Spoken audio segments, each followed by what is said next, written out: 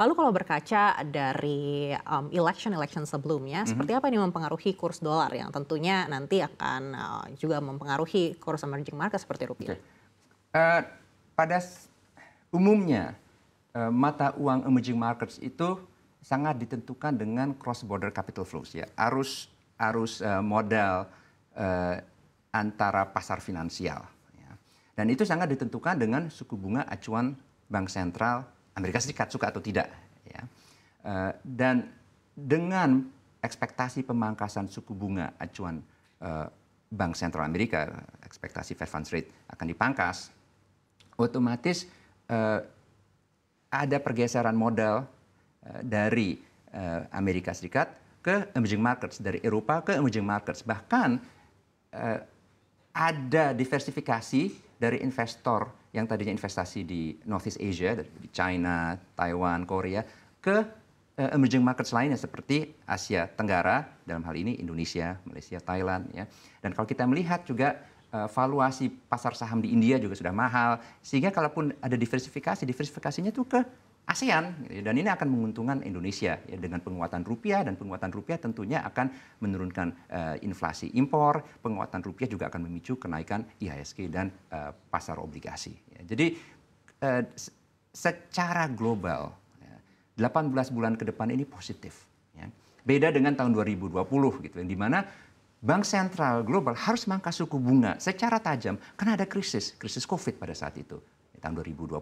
Tahun 2008 sama juga Bank Sentral Global harus mangkas suku bunga secara tajam karena ada krisis finansial global, subprime crisis di Amerika Serikat pada saat itu.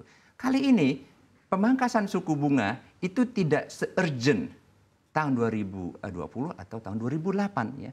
Pemangkasan suku bunga ini lebih dirangsang dengan turunnya inflasi. Dan pertumbuhan ekonomi dunia masih stabil di kisaran 3,1%. Gitu. Jadi tidak ada urgensi untuk memangkas suku bunga global secara tajam. Baik, kalau menurut Anda Pak Fauzi, yang mana yang mungkin lebih mempengaruhi pergerakan kurs dolar Amerika Serikat? Apakah dari kebijakan moneter atau kebijakan fiskalnya?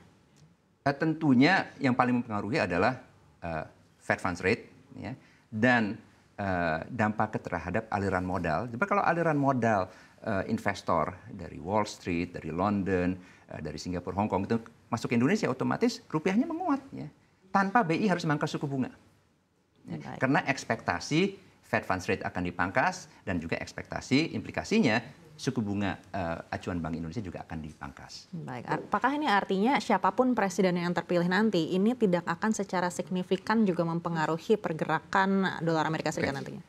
Dengan RAPBN 2025 yang mematok defisit APBN sebagai persentase dari PDB di 2,5%, itu menunjukkan bahwa pemerintah yang baru nanti itu secara fiskal akan prudent, akan konservatif, ya. Kalau kita melihat tahun ini defisit APBN sebagai persentase dari PDB diperkirakan 2,5%. Ya. Tahun depan kalau misalnya betul-betul 2,5% atau tetap di bawah 3%, tidak ada alasan bagi investor untuk khawatir.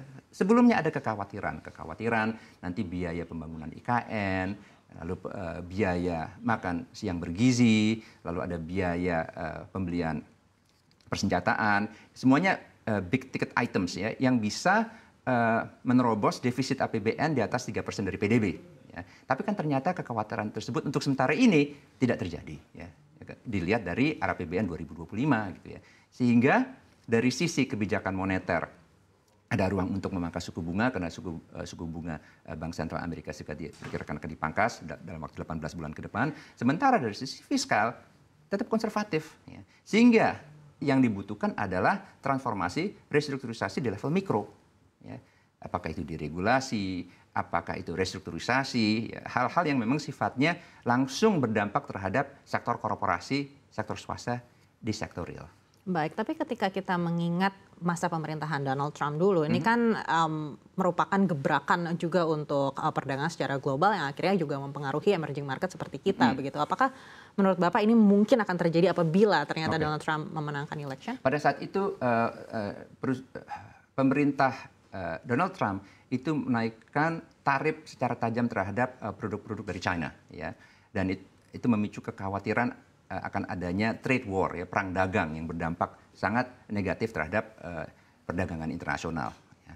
Untuk sementara ini, ini politik kan sangat fluid ya. Para pelaku pasar di Amerika itu sedikit banyak memperkirakan kemenangan Kamala Harris untuk sementara ini. Ya. Jadi bisa saja mereka salah ya. Setelah ada penembakan kedua kalinya. Kalau kita melihat para analis pasar ya, kita melihat sikap pelaku pasar ya, mereka itu pricing in Kamala Harris menang. Beda dengan sebelum Joe Biden mengundurkan diri sebagai calon presiden dari Partai Demokrat. Pada saat itu pelaku pasar memperkirakan Donald Trump yang akan menang. Baik, tapi kalaupun Kamala Harris yang akhirnya memenangkan election begitu, apakah ini juga dampaknya akan secara signifikan terhadap China dan juga terhadap emerging market?